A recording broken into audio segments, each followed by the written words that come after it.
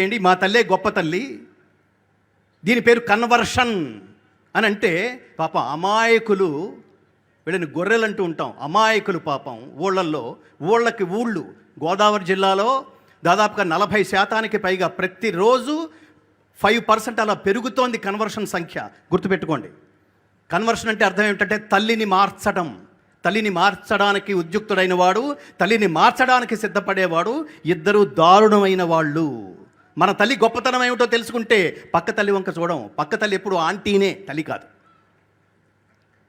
ఆ తల్లి గొప్పతనం ఏమిటో ధర్మం ద్వారా, సనాతన ధర్మం ద్వారా నేను ఎప్పుడు ఆందోళన పడుతుంటాను.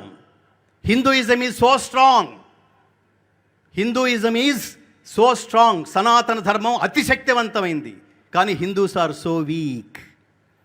ఎంత బలహీనంగా ఉన్నారంటే ఎవడు పడితే వాడు. మీరు చూడండి, గోదావరి జిల్లాల్లో ఆ మధ్యన 24